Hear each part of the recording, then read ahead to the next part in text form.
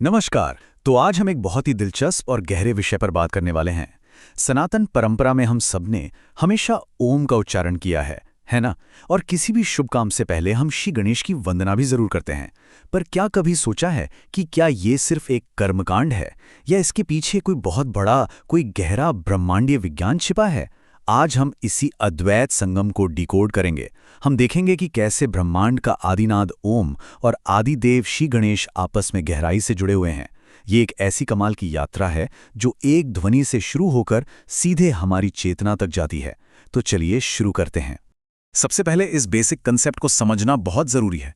सनातन दर्शन में ना ओम सिर्फ बोलने के लिए कोई शब्द या कोई आम सी ध्वनि नहीं है। उपनिषदों में इसे प्रणव कहा गया है। अगर बिल्कुल सिंपल शब्दों में कहूं तो ये इस पूरे ब्रह्मांड की बेसलाइन फ्रीक्वेंसी है, वो मूल स्पंदन जहां से ये पूरी की पूरी सृष्टि शुरू हुई।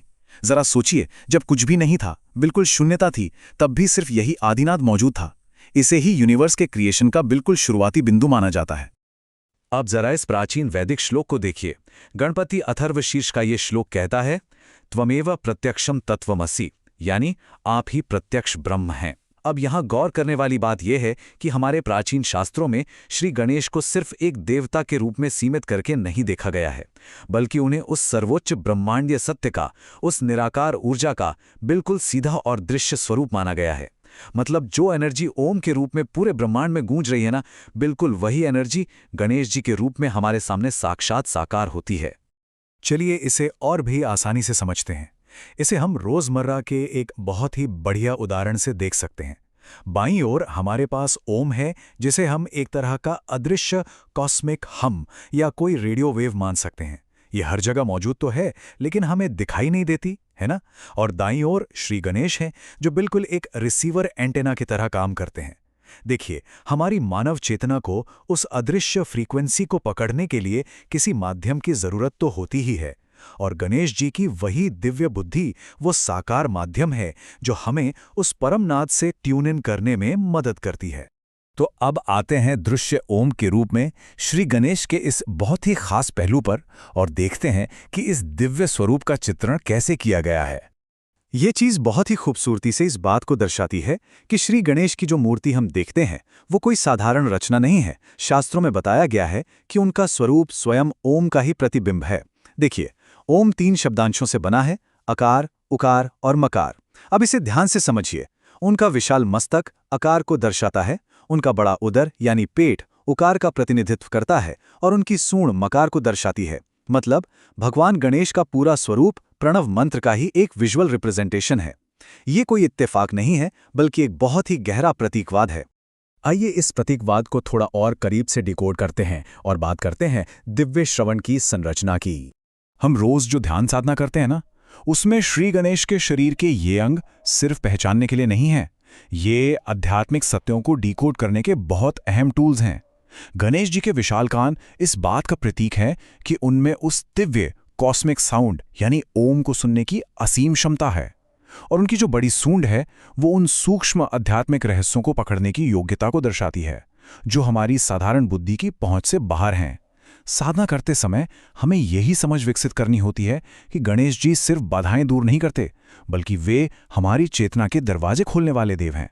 अब जरा एक पल के लिए रुकते हैं, गहरी सांस लीजिए और सोचिए। जब हम ओम का उच्चारण करते हैं और धीरे धीरे वो नाद शांत होने लगता है, तो क्या होता है? जब ओम का वो कंपन गहरे मौन में विलीन हो जाता है, तो वो खामोशी असल में है क्या? इसी सवाल का जवाब हमें ले जाता है हमारी आंतरिक यात्रा की ओर, जहां हम श्री गणेश को दिव्य मौन के संरक्षक के रूप में देखते हैं। देखिए, ओम का अंतिम हिस्सा जब मौन में विलीन होता है ना, तो वो सिर्फ एक आवाज का खत्म होना नहीं है। दर्शन शास्त्र में उस मौन को आत्मा और परमात्मा के मिलन की सबसे सर्वोच्च अवस्था माना गया है, और इस अवस्था में श्री गणेश एक रक्षक की भूमिका निभाते हैं। वे हमें बाहरी दुनिया के इस पूरे शोर शराबे से दूर खींचकर उस गहरे आंतरिक मौन और शांति के भीतर बिल्कुल सुरक्षित रखते हैं।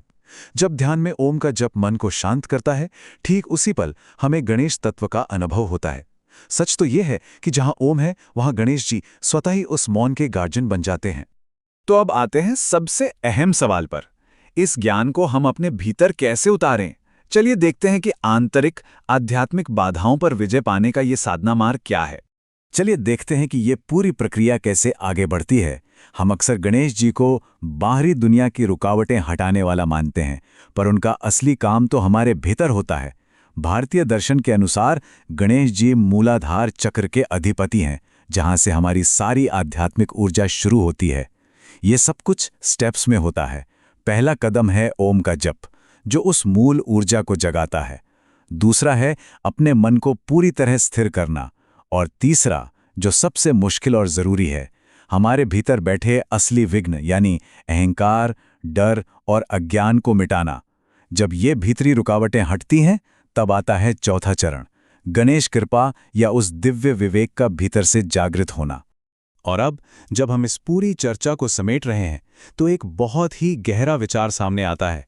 अगर हमारी साधना का असली मकसद सिर्फ होंठों से ओम की आवाज़ निकालना नहीं है, बल्कि उसके बाद आने वाले उस अनंत ब्रह्मांडीय मौन के साथ पूरी तरह से एक हो जाना है, तो सबसे पहले हमें अपने भीतर चल रहे किस शोर को शांत करना होगा।